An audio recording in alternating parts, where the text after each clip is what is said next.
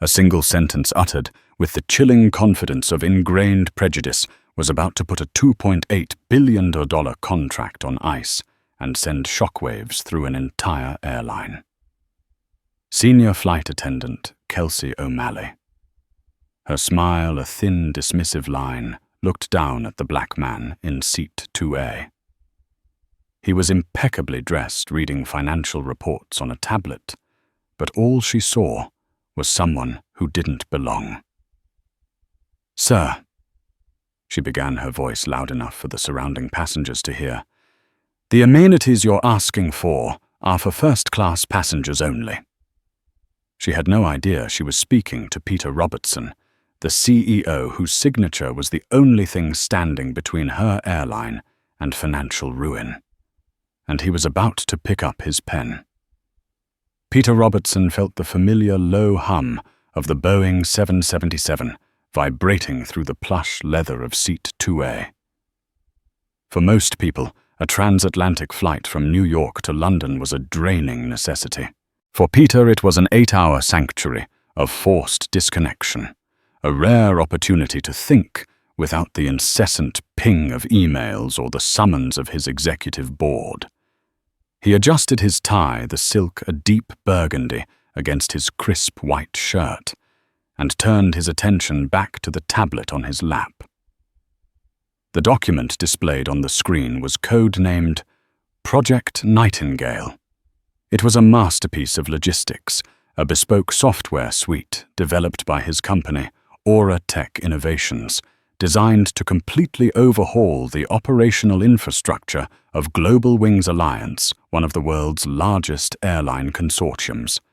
It managed everything from ticketing and baggage handling to crew scheduling and predictive maintenance, promising to save the alliance billions over the next decade. The contract was worth $2.8 billion to Aura Tech. But for Global Wings, it was a lifeline. They were bleeding money, struggling with outdated systems that caused cascading delays and infuriated customers. Project Nightingale was their Hail Mary pass, and Peter Robertson, as the founder and CEO of Aura Tech, was the quarterback. His signature, which he planned to apply to the final hard copies in London the next day, was the final step. Peter wasn't born into this world of billion-dollar deals and first-class cabins. He'd grown up in a working-class neighborhood in Detroit, the son of an auto worker and a school teacher. He'd earned scholarships, worked 3 jobs to get through MIT, and built Aura Tech from a garage startup into a global tech behemoth on the foundations of sheer brilliance and relentless determination. He never forgot where he came from, which is why he valued professionalism and respect above all else. He treated the janitor in his building with the same courtesy as a fellow CEO. It was a simple principle, yet one he found surprisingly rare in the circles he now moved in. At JFK's flagship terminal, the check-in process had been seamless. The Global Wings agent, a pleasant woman named Maria Sanchez, had greeted him with a warm, genuine smile. "Welcome, Mr. Robertson. We have you in 2A. It's a window seat, just as you requested. Please enjoy our Polaris lounge, and we'll begin boarding in approximately 45 minutes. It was professional, efficient, and respectful. It was the standard he expected. He spent his time in the lounge not sipping champagne, but reviewing the final technical addendums to the contract, his mind a whirlwind of code logistics and legal clauses. He was meticulous. Every detail mattered. When the boarding call for Flight 815 to Heathrow was announced, he packed his tablet into his sleek leather briefcase, straightened his suit jacket, and made his way to the gate. He was one of the first to board, preferring to settle in before the cabin filled up. He found his seat, stowed his briefcase in the overhead compartment, and settled into the spacious pod. He was looking forward to the flight. A decent meal, a glass of Macallan's 18, and several hours of uninterrupted work before getting some sleep. The meeting with the Global Wings Alliance board was at 10:00 a.m. London time. Everything was proceeding according to a perfectly calibrated plan. As the other first-class passengers began to file in, mostly men in similar suits, a well-known actress, an elderly couple on holiday, Peter felt a sense of calm. The hum of the engines was a lullaby of progress. The world he had built for himself was orderly, logical, and rewarded merit. He believed, perhaps naively, that the world at large was slowly but surely moving in the same direction. He was about to be reminded in the most public and demeaning way possible just how wrong he was. The disruption wouldn't come from a server crash or a flaw in his code. It would come from a woman with a name tag that read Kelsey and a heart full of assumptions. The cabin crew began their pre-flight dance, a flurry of activity, and practiced smiles. One flight attendant, a young man named Jeffrey, who introduced himself as the purser, offered Peter a pre-departure beverage. "Mr. Robertson, some champagne orange juice or water to get you started." "Just some sparkling water with a slice of lime, please." "Thank you, Jeffrey," Peter replied with a warm smile. The water arrived moments later, crisp and cold. The service was so far exemplary. Then came Kelsey O'Malley. She moved through the first-class cabin with an air of proprietary ownership, as if she were the lady of the manor, inspecting the staff. She had been flying for over 20 years, a fact she often mentioned, and she believed her seniority gave her an almost supernatural ability to size people up in an instant. Her eyes swept over the passengers, making silent judgments. The actress in 4D got an effusive, fawning greeting. The elderly couple in 3A and 3B were treated with a saccharine, sweet condescension. When her gaze landed on Peter in 2A, it paused. He saw a flicker of something in her eyes, confusion followed by a subtle tightening of her lips. He was a black man, alone, in a suit that probably cost more than her monthly mortgage payment, sitting in one of the most expensive seats on the plane. In Kelsey's rigid, prejudiced worldview, the pieces didn't fit. She bypassed him completely, attending to the passenger in 2C across the aisle before circling back. She stopped beside his seat, not with the open, welcoming posture of her colleagues, but with a guarded stance, her arms crossed loosely. "Good afternoon," Peter said, looking up from his tablet. "I'm Peter Robertson in 2A.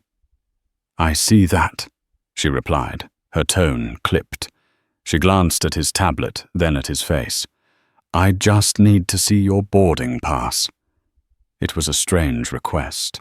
He was already seated, had been, for 10 minutes, and the gate agent had checked it. The purser had already addressed him by name. But Peter, ever a believer in de-escalation, simply nodded. "Of course." He retrieved the pass from his jacket pocket and handed it to her. She took it and examined it under the cabin light for a fraction too long, as if searching for a forgery. She held it up, looked at the seat number 2A, and then looked at the seat itself, as if confirming it hadn't magically changed. "Everything in order?" Peter asked, his voice perfectly level. "For now," she said, handing the pass back. The implication hung in the air, thick and unpleasant. She then turned to the white man in the seat behind him, and her entire demeanor transformed. "Mr. Henderson, so good to see you again. The usual Glenlivet. 15 after takeoff." Peter took a slow, deep breath, letting the insult wash over him without reacting. He'd faced this his entire life. The surprise in the eyes of venture capitalists when he, not his white co-founder, was the lead engineer. The security guards who tailed him in high-end stores. The random selection for extra screening at airports. It was a tax he paid for being black and successful in a world that still struggled to reconcile the two. Usually he ignored it. It was background noise. But there was something particularly grating about Kelsey's performance. It was overt, personal, and profoundly unprofessional. Sitting across the aisle in seat 2D was Dr. Ann Peterson, a sociology professor from Columbia University, specializing in racial and organizational behavior. She had her notebook out, intending to jot down thoughts for an upcoming paper. Now she had a real-world case study unfolding right in front of her. She watched the exchange, her academic mind dissecting every nuance, the targeted verification, the dismissive tone, the immediate and contrasting warmth shown to the white passenger. It was a textbook example of implicit bias manifesting as a microaggression. She made a small note, F.A. O'Malley, overt suspicion, toward Pax 2A. Black male versus immediate familiarity with Pax 3A, white male. She had no idea how important her notes would become. Peter tried to put the incident out of his mind. He was a CEO. He dealt with multi-billion-dollar problems. He wasn't going to let one ignorant flight attendant ruin his focus. He returned to Project Nightingale, immersing himself in the elegant complexity of his company's creation. But the chill from the encounter lingered. The air in his little bubble of luxury had been poisoned, and the flight had barely even begun. Once the plane reached cruising altitude, the seatbelt sign pinged off and the cabin crew began the meal service. It was a well-orchestrated affair, a performance of luxury at 35,000 feet. Jeffrey the purser came by with a wine list and the menu addressing Peter with the same professional warmth as before. "Mr. Robertson, our dinner service will begin shortly. Can I interest you in an aperitif? We have a lovely Sancerre that pairs beautifully with the seared scallops appetizer." "That sounds excellent, Jeffrey." "Thank you," Peter said, grateful for the return to normalcy. But as Jeffrey moved away, Kelsey took over their section of the cabin. She moved with a deliberate slowness, first laying out the crisp white linens and polished silverware for the other passengers. Peter watched as she took the meal order for the man in 2C, then the couple in row 3 laughing and chatting with them. She physically bypassed Peter's seat, walking past him to serve row 4. It was a move so blatant, so intentionally insulting that it could not be misinterpreted as an accident. Peter remained silent, his face a mask of calm neutrality. He refused to give her the satisfaction of a reaction. He simply waited. Internally, however, a cold anger was beginning to build. This was no longer about unconscious bias. This was a deliberate campaign of disrespect. Finally, after every other passenger in the forward cabin had been attended to, Kelsey stopped at his seat. She didn't have her notepad out. "What do you want?" she asked, the words stripped of any pretense of service. Peter looked at the menu Jeffrey had left. "I'll start with the seared scallops, and for the main course I believe I'll have the filet mignon medium rare." Kelsey scoffed a small, ugly sound. "We're already out of the filet. It's very popular. You can have the chicken or the pasta." Peter knew this was almost certainly a lie. He had been one of the first to board, and it was standard procedure for flight attendants to take meal orders from front to back. To be out of the most popular dish by the time she reached the second row was statistically improbable. He looked her directly in the eye. "You're out of the filet." "That's unfortunate. In that case, I'll have the chicken." His voice was steady, betraying no emotion. He would not engage. He would not argue. He would simply observe and document. Across the aisle, Dr. Peterson, who had just been served her own medium-rare filet mignon, nearly choked on her water. She knew for a fact the dish was available. She watched, fascinated and appalled, as Kelsey brought Peter's meal, while other passengers' trays were placed with care. Peters was set down with a clatter that was just a little too loud. The insults continued, small but accumulating like 1,000 paper cuts. His water glass remained empty while others were refilled. When he requested a glass of the Macallan 18 he'd been looking forward to, Kelsey returned with a lesser brand. "The Macallan is for our global premier members," she said with a smug smile. Peter knew for a fact that his ticket booked through his corporate account was the highest tier available. He was a global premier member. He decided to test her. "Could you double-check that my account is tied to my frequent flyer number?" She waved a dismissive hand. "The manifest says what it says. It's the Johnny Walker or nothing." "The Johnny Walker is fine," Peter said quietly. Each incident was a small log thrown onto a smoldering fire. Peter remained placid on the surface, but inside his mind was working with the cold precision of a computer algorithm. He wasn't just a passenger anymore. He was the CEO of a technology company that had a $2.8 billion contract on the line with this airline's parent company, a contract predicated on efficiency, service, and flawless execution. And he was currently experiencing a complete and utter system failure in customer relations. He started making mental notes, time-stamping each slight, each lie, each moment of disrespect. The data points were adding up, and the conclusion they were leading to was damning. The most egregious moment came halfway through the flight. Peter was working on his tablet when he reached for his glass of water.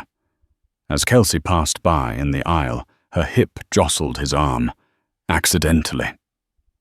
The glass tipped over, spilling ice-cold water all over his trousers and the corner of his leather briefcase on the floor. "Oh, for heaven's sake," Kelsey snapped, not at her own clumsiness, but at him. "You need to be more careful with where you put your things." She made a cursory, impatient dab at the puddle with a single napkin, and then walked off, leaving him to deal with the mess. There was no apology, no offer of more napkins or a blanket to cover his soaked trousers. There was only blame. That was the moment the equation in Peter's mind shifted. This was no longer just about personal disrespect. This was a liability. The woman's behavior was a walking, talking representation of a brand that was fundamentally broken. And his company Auratech was about to tie its pristine reputation to that broken brand. The risk analysis was no longer looking good. The sanctuary of the sky had become a hostile environment, and the cost of Kelsey O'Malley's prejudice was about to be calculated. Hours bled into one another. Peter, despite his damp trousers and the simmering indignation, continued to work. He was a professional. He would not be derailed. He requested a blanket from Jeffrey, who brought one immediately with a sincere apology for the spill, casting a worried glance in Kelsey's direction. It was clear to Peter that Jeffrey was aware of the situation, but felt powerless or unwilling to confront his senior colleague. This in itself was another data point, a failure of internal management. As the flight began its initial descent toward London, the crew started preparing the cabin for landing. Peter decided he needed one more item to complete his assessment. It was a final test of the system. He pressed the call button. A few moments later, Kelsey appeared, her expression one of utter annoyance. "The seatbelt sign is on," she said, her voice sharp. "We're landing." "I'm aware," Peter replied calmly. "I just have a quick question. I saw on the menu that you offer a premium amenity kit from the brand Airline for first-class passengers. I didn't receive one earlier. Could I get one to freshen up before we land?" It was a simple standard request. The Airline kits with their high-end moisturizers, lip balms, and facial mists were a signature perk of the Global Wings International first-class experience. Kelsey's face, already a mask of contempt, hardened into something uglier. She looked at him, then let her eyes drift around the cabin as if to draw an audience. Several passengers, including Dr. Peterson, were now overtly watching the drama unfold. "Sir," Kelsey began, her voice dripping with a syrupy, condescending poison that she clearly mistook for authority. "I don't know what part of this you're not understanding." She leaned in, slightly lowering her voice to a conspiratorial hiss that was somehow more insulting than a shout. "Those little black bags with the fancy lotions. They are for first-class passengers." She paused for dramatic effect, letting the words hang in the air before delivering the final fatal blow. "The amenities you're asking for are for first class only. Your ticket, whatever kind of upgrade you manage to get, it clearly doesn't include the full service. Maybe you should stick to what's offered in economy." The words "economy only" echoed in the quiet cabin. It was the ultimate insult, a verbal demotion delivered with smug satisfaction. She had finally said the quiet part out loud. "You don't belong here." "Don't belong." A collective gasp went through the nearby seats. The man in 2C looked shocked. The elderly couple in row 3 looked deeply uncomfortable. Before Peter could even formulate a response, a clear, authoritative voice cut through the tension from across the aisle. "That is an outrageous and patently false statement," Dr. Ann Peterson said, her eyes flashing with academic fury. She had unbuckled her seatbelt and was half standing in her pod. "I am sitting right here, and I can personally attest that this man has been subjected to your unprofessional and discriminatory behavior for this entire flight. You lied about the availability of the filet mignon, you have ignored his requests for service, and now you are publicly humiliating him with baseless accusations about his ticket class. Your conduct is a disgrace to this airline." Kelsey whirled around, her face pale with shock and anger. "Ma'am, this is a private matter between a crew member and a passenger. I must ask you to sit down and fasten your seatbelt." It stopped being a private matter when you decided to project your bigotry across the entire cabin, Dr. Peterson retorted, holding up her small notebook. "And for the record, I have been documenting every single microaggression and service failure for the last 7 hours.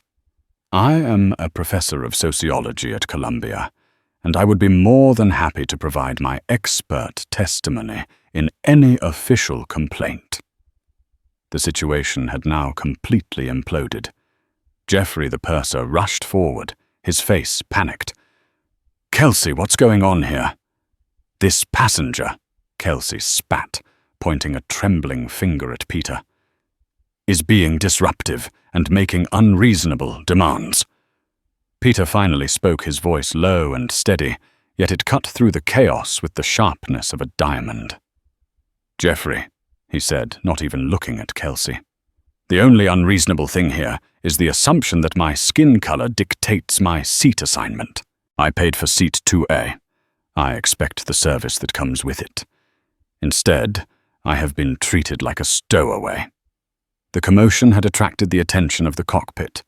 The door opened and Captain Miller, a veteran pilot with silvering hair and a no-nonsense demeanor, emerged. "What is the problem here?" he demanded, his eyes surveying the scene. Kelsey immediately tried to win him over. "Captain, this passenger is refusing to follow instructions and is agitating others." But Captain Miller's eyes were on Peter, who sat calmly amidst the storm he had not created but was now forced to navigate. He saw the expensive suit, the intelligent eyes, the utter lack of panic. Then he looked at Dr. Peterson, who stood her ground, radiating academic authority. And finally he looked at Kelsey, whose story was already unraveling in her frantic expression. "Is that true, sir?" the captain asked Peter directly. "No, Captain," Peter said simply. "It is not. But I believe this can all be resolved on the ground. I have no desire to delay this flight's arrival. Please, everyone, sit down." It was a command delivered with the quiet authority of a man used to being obeyed. Reluctantly, Dr. Peterson sat buckling her seatbelt with a snap of defiance. Geoffrey guided a fuming Kelsey back toward the galley. Captain Miller gave Peter a long, assessing look, nodded once, and returned to the cockpit. The spell was broken, but the damage was done. The line had been crossed at 35,000 feet, and for Kelsey O'Malley, the ground was rushing up to meet her far faster than the plane was.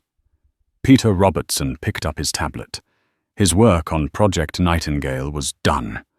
A new, far more urgent project had just taken its place. The rest of the descent was thick with an unbearable tension. Kelsey O'Malley did not re-emerge from the galley. Geoffrey and another flight attendant completed the pre-landing checks with grim, tight-lipped efficiency, avoiding eye contact with everyone involved. As the plane taxied to the gate at Heathrow, Peter felt a profound sense of disappointment. The incident had tainted what was supposed to be a triumphant trip. He wasn't just angry. He was weary. Weary of having to constantly prove his worth, his place, his very existence in spaces where others were simply allowed to be. When the plane finally docked and the seatbelt sign switched off, Peter remained seated, letting the other passengers disembark. He was in no hurry. Dr. Ann Peterson paused as she passed his seat. "Mr. Robertson," she said, her voice sincere, "I am so sorry you had to endure that. If you need a witness for a formal complaint, please do not hesitate to ask." She discreetly passed him her business card. "Thank you, Dr. Peterson. Your support means more than you know." Peter replied, accepting the card. "I may just take you up on that." He was the last passenger to leave the first-class cabin. As he stepped into the jet bridge, he saw Geoffrey standing by the aircraft door, his expression deeply troubled. "Mr. Robertson," Geoffrey began, his voice low, "on behalf of the crew, I am truly sorry for what happened on this flight. It was unacceptable." Peter looked at him, his gaze level and unreadable. "Was it Geoffrey? You were the purser. You are in a position of leadership. You saw what was happening from the very beginning. You saw it, and you did nothing until it exploded. Your apology is noted." Geoffrey flinched as if struck. The polite but firm rebuke hit its mark. Peter didn't wait for a response. He walked down the jet bridge, his face a mask of calm determination. He was no longer just a passenger. He was Peter Robertson, CEO of Auratech, and the gears of his mind were already turning, executing a plan with cold, swift precision. He bypassed the long lines at immigration, using the automated gates for registered travelers. As he walked toward baggage claim, he pulled out his phone. He did not call the airline's customer service hotline. He did not draft an angry email. Such methods were for ordinary customers with ordinary complaints. His situation was now anything but ordinary. He dialed the number of his executive assistant, Jessica, back in New York, who was legendary for her efficiency. It was the middle of the night for her, but she answered on the first ring, her voice instantly alert. "Peter, you've landed. Is everything all right?" "Jessica, I need you to do 3 things for me immediately. First, cancel the black car service I have waiting for me. I'll be taking a taxi. Second, I need you to get Frank Donovan on the phone. He's the Executive VP of Operations for Global Wings Alliance, North Atlantic Division. Tell his assistant it is an urgent matter regarding the final sign-off for Project Nightingale. Set a video call for 9:00 a.m. London time, which is in about an hour and a half. Make it clear this call is non-negotiable." "Okay," Jessica said at the sound of typing already audible in the background. "Cancel the car. Secure a non-negotiable call with Frank Donovan at 9 a.m. What's the third thing?" Peter paused, his eyes hardening. Third, I need you to get me the full crew manifest for Global Wings Flight 815 New York to Heathrow, which landed today, August 31st. I want the full name and employee ID of every single flight attendant on that plane, particularly the senior purser and a flight attendant named Kelsey. There was a moment of silence on Jessica's end. Then, understood. It might take some doing to get a manifest, but I have a contact in their corporate liaison office. I'll get it. Peter, is the deal in jeopardy? Every deal is in jeopardy until the ink is dry, Jessica, he said. Let's just say we're reassessing the human interface components of our new strategic partnership. I'll brief you after my call with Mr. Donovan. He hung up. He walked past the car service area where a driver was holding a sign that read, Robertson, and exited the terminal, joining the queue for a traditional London black cab. He didn't want the comfort and privilege of a pre-arranged car. He wanted the anonymity of a taxi, a moment to himself, to codify his thoughts before the corporate battle began. As the cab sped through the early morning London traffic towards his hotel, Peter looked out at the city lights. He felt no rage, no desire for petty revenge. He felt a profound sense of duty, a duty to his company, to protect it from a partnership with a brand whose culture was clearly toxic, a duty to himself to uphold the dignity he had fought so hard to earn, and a duty to every other person who had ever been made to feel small, to feel like they didn't belong. Kelsey O'Malley thought she was just insulting a passenger. She had no idea she had just become a multi-million-dollar liability on a corporate balance sheet. The trial she had conducted in the court of her own prejudice was over.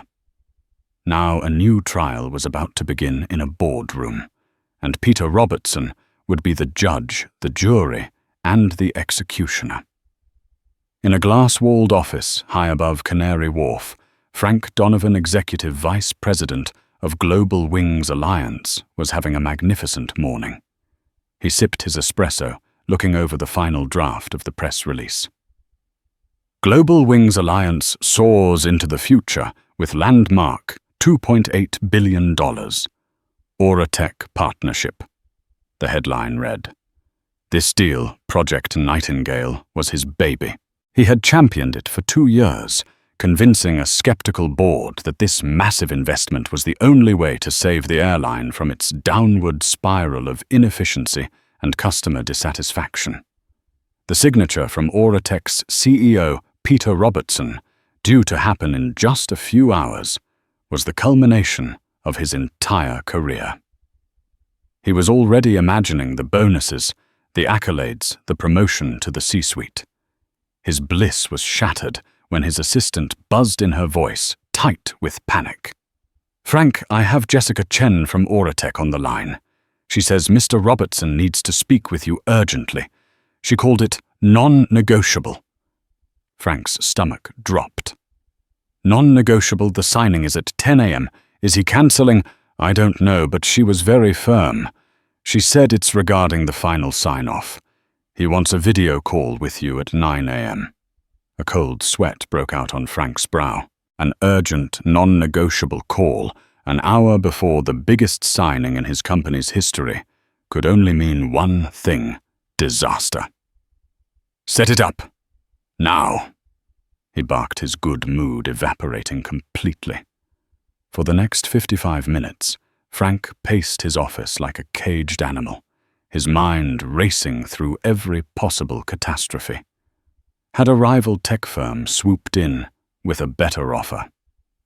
Was there a last-minute legal snag? Did their stock price dip overnight? At precisely 9:00 a.m., the video call connected. Peter Robertson's face appeared on the large screen in Frank's office. He was not in a boardroom as Frank expected. He was in a hotel suite, dressed immaculately in his suit, but his tie was slightly loosened. He looked calm, but it was the calm of a Category 5 hurricane's eye. Peter, good to see you. Frank began trying to inject a false heartiness into his voice. A bit of a last-minute chat before the big moment, eh? Getting cold feet. He tried to laugh, but it came out as a strangled croak. Peter did not smile. Frank, he said, his voice flat and devoid of warmth, I'm calling to inform you that the 10 a.m. signing is postponed indefinitely. The words hit Frank Donovan like a physical blow. He staggered back and sank into his chair. Postponed, Peter. What are you talking about? The board is assembling. The press is on standby. This is a $2.8 billion deal. You can't just postpone it. Oh, I can, Frank, Peter replied, his voice dropping to an icy calm. And I have. My signature will not appear on any document binding my company to yours today, and I need to tell you exactly why. For the next 15 minutes, Peter Robertson recounted the events of Flight 859. He did not raise his voice. He did not use emotional language. He spoke with the dispassionate precision of an engineer detailing a catastrophic system failure. He detailed the boarding pass incident, the deliberate service snubs, the lie about the filet mignon, the targeted questioning of his membership status, the accidental water spill, and finally the public humiliation involving the amenity kit and the sneering suggestion that he belonged in economy. He mentioned the purser Jeffrey by name, citing a failure of leadership. He named the flight attendant, Kelsey O'Malley, as the primary source of the hostile and discriminatory environment. He even mentioned the unsolicited intervention of a fellow passenger, a Columbia University professor who had taken meticulous notes. As Frank Donovan listened, his face went from red to ghostly white. This wasn't a complaint. This was an indictment. The CEO of their single most important new partner had been systematically harassed by one of his own employees on a flagship international flight. The irony was gut-wrenching. A company signing a multi-billion-dollar deal to fix its systemic failures was displaying its most toxic failure at the highest possible level. Peter, I am speechless, Frank stammered when Peter finished. This is horrifying, unacceptable. I will have her head on a platter. I will personally see to it that this woman is fired before the day is out. We'll make it right. A personal apology, we can compensate you, upgrade you for life. Peter held up a hand, cutting him off. Frank, you're missing the point. This isn't about about me. And it's not about one bad apple. Your purser, a manager, stood by and did nothing. That's not a personnel problem. That's a cultural problem. It's a rot. My company, Auratech, has a brand built on precision excellence and integrity. We are about to link that brand to yours. Project Nightingale is designed to fix your logistical problems, but I'm now forced to question if your human problems are too deep to fix. He leaned closer to his camera. The contract is postponed, Frank, not cancelled. Yet. I expect a full and thorough investigation into this incident. I expect a detailed report on my desk by Monday morning, outlining not just the disciplinary action taken against the individuals involved, but the concrete, actionable steps Global Wings Alliance will be taking to address the systemic cultural issues that allowed this to happen. I want to see new training protocols, new accountability measures, and a new standard for customer respect. Frank was sweating profusely, his mind reeling.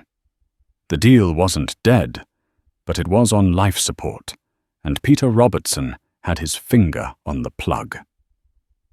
You'll have it, Peter. You'll have it all. I will move heaven and earth, Frank promised, his voice trembling. You do that, Peter said. My signature and the $2.8 billion that comes with it depends on it. We are supposed to be partners, Frank, and right now I have zero confidence in my partner's ability to perform. You have until Monday to change my mind." The screen went blank. Frank Donovan sat in stunned silence for a full minute. Then he grabbed his phone and jabbed the speed dial for Heathrow's head of in-flight services. His voice was no longer the smooth baritone of an executive. It was the roar of a wounded lion. "Get me the crew of Flight 815 from JFK. Get them now, nobody goes home. And find me a flight attendant named Kelsey O'Malley. Her career with this airline is over." The Karma that had been circling at 35,000 feet had finally brutally landed. For Kelsey O'Malley, the walk from the aircraft to the crew briefing room at Heathrow was a victory lap of self-righteousness. She strode through the bustling terminal corridors, her mind a cinematic reel replaying the flight's final dramatic moments. In her version of events, she was the steadfast hero. A veteran of the skies, upholding the standards of a once great airline against the entitlement of the modern world. The man in 2A was a classic case, probably some tech bro who'd used a family member's points to upgrade and didn't understand the unwritten rules of the cabin. He was arrogant and demanding. The woman in 2D was an interfering academic busybody, the worst kind of passenger, always looking for something to be offended by.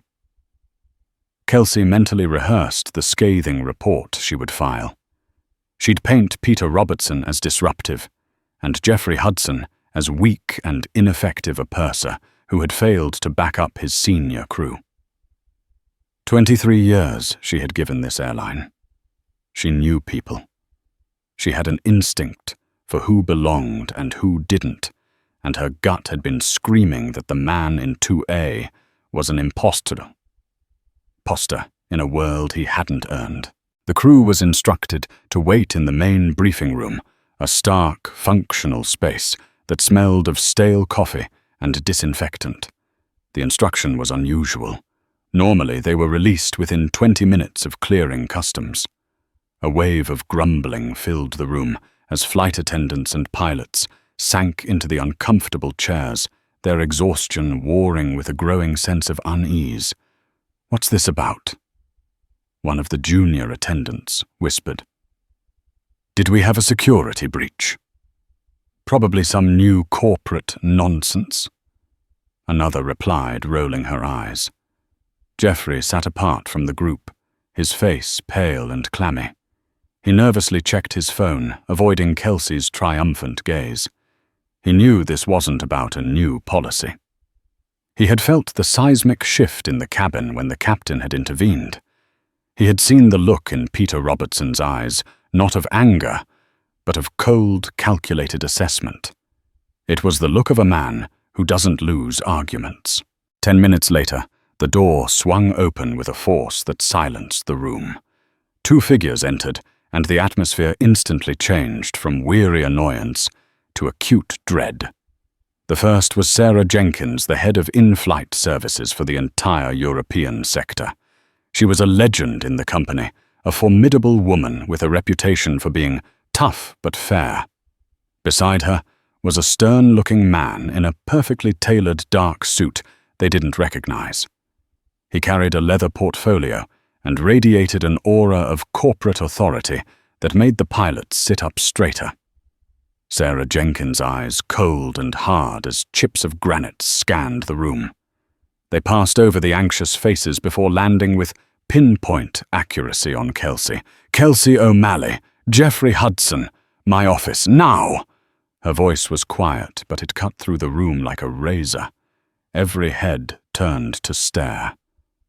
The walk to her glass-walled office down the corridor was the longest of their lives. Jeffrey felt a nauseating lurch in his stomach, his feet like lead. Kelsey, however, lifted her chin, her indignation a suit of armor. This was it, her chance to be heard by senior management, to finally expose the declining standards she'd been complaining about for years. As soon as the door clicked shut, Sarah Jenkins's professional veneer dissolved into barely contained fury. "What in God's name did you do on my flight?" she demanded, her voice a low, dangerous growl. The man from HR remained standing, a silent, imposing sentinel by the door. "I was handling a difficult and disruptive passenger." Sarah Kelsey began launching into her well-rehearsed narrative. He was making unreasonable demands, refusing to accept that certain amenities were unavailable, and he became agitated. "Stop!" The HR manager interrupted. His voice was calm, yet it held an absolute finality that froze the words in Kelsey's throat. "Just stop talking. We have a preliminary report here, based on a video call that took place less than an hour ago between our Executive Vice President of Operations and the passenger in question. The passenger, Mr. Peter Robertson." Kelsey let out a short, contemptuous laugh. "And who is Peter Robertson that his petty complaint gets the attention of an executive VP before the crew has even filed their own report?" Sarah Jenkins leaned forward, her knuckles white as she gripped the edge of her massive oak desk. Her eyes bored into Kelsey's. "Peter Robertson," she said, enunciating each syllable with lethal precision, "is the founder and Chief Executive Officer of Auratech Innovations." The name hung in the air. Kelsey's smile faltered. Auratech. She'd seen the name in corporate newsletters, the breathless memos about Project Nightingale. It was the massive company-saving technology overhaul. Her mind began to spin, trying to connect the dots. The HR manager stepped forward, opening his portfolio. "Mr. Robertson was flying to London to attend a 10:00 a.m. meeting with our entire executive board. At that meeting, he was scheduled to sign a contract for Project Nightingale, a contract, Ms. O'Malley, worth $2.8 billion. He paused, letting the astronomical figure sink in. "A contract that he has now put on indefinite hold because of your conduct. You didn't just insult a passenger, Kelsey. You just took a lit match to the single, most important business deal in this airline's last decade. You jeopardized the financial stability of this entire company and the paychecks of every single person who works for it, including your own." The armor of indignation shattered. The color drained from Kelsey's face, leaving a pasty, slack-jawed mask of disbelief. The man in 2A. The quiet, dignified man she had tormented for 7 hours. That man was worth billions. It wasn't possible. Her instincts, her infallible gut that had guided her for 23 years had led her off a cliff. "We have multiple witness statements already being collected." The HR manager continued, his tone clinical and detached.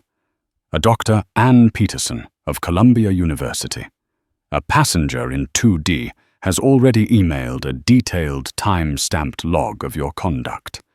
She describes it as, and I quote, a textbook case of racially motivated discrimination and harassment executed with a deliberate and escalating pattern of malice. She has offered her services as an expert witness. The passenger in 2C has corroborated her story entirely. The man in 3A confirmed you lied about the filet mignon being unavailable." He turned his cold gaze on Jeffrey, who looked as if he was about to faint. "Mr. Hudson, your own preliminary statement admits you were aware of an escalating situation, and in your capacity as purser and direct supervisor, you failed to intervene. That constitutes a grave failure of leadership. That failure will be dealt with. It will result in a formal final reprimand on your record, a demotion from purser status for 1 year, and mandatory intensive management and de-escalation retraining." Jeffrey nodded numbly, a wave of sickening relief washing over him. It was brutal, but it wasn't the end. The HR manager turned back to Kelsey. But Ms. O'Malley, your actions fall into a different category entirely. Gross misconduct, willful brand endangerment. I have here the clause from your employment agreement regarding our airline's zero-tolerance policy for discrimination of any kind. He slid a tablet across the desk. Your employment with Global Wings Alliance is terminated effective immediately. Kelsey stared at him, her world collapsing in on itself. The words didn't compute. Fired. No, she whispered, her voice cracking. No, you can't. I have 23 years of seniority. The union. Your union has already been notified. Kelsey. Sarah Jenkins, said, her voice now filled with a weary sadness. They were briefed on the circumstances and the catastrophic financial exposure. They will not protect you from this. The evidence is irrefutable. You are a liability we can no longer afford. You did this to yourself. The fight, the arrogance, the 2 decades of self-importance, it all evaporated, leaving behind a pathetic, bewildered woman on the verge of tears. It was a mistake, she pleaded, her voice a desperate rasp. I misjudged the situation. You judged a man by the color of his skin. The HR manager corrected her flatly. And you were wrong. Airport security is waiting outside. They will escort you to collect your personal items from your locker, and then they will escort you from the premises. The arrival of 2 uniformed security officers sealed her fate. Kelsey O'Malley, the self-proclaimed queen of the cabin, was unceremoniously marched out of the office, past the stunned and silent faces of her former crew. They now knew what had happened, the whispers spreading like wildfire. They didn't see a victim. They saw a ghost, a cautionary tale of a prejudice so profound it had nearly sunk them all. The ripple effects were immediate. By day's end, an emergency memo from the CEO was in every employee's inbox worldwide. It announced a mandatory top-to-bottom overhaul of all customer service de-escalation and implicit bias training to be designed by a leading third-party consultancy. It was a corporate earthquake. Meanwhile, in his suite at the Savoy, a thick dossier was delivered to Peter Robertson.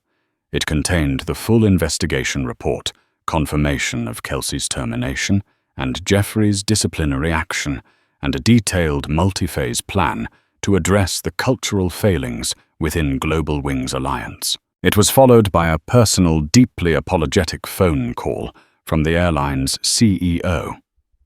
Peter read the report carefully, his expression unreadable. He felt no joy at Kelsey's firing, only a deep sense of melancholy. Her personal ruin was not the goal. The goal was change. The airline's response, swift and comprehensive, showed him they understood the stakes. They had been shocked into a moment of genuine self-reflection. It wasn't perfect, but it was a start.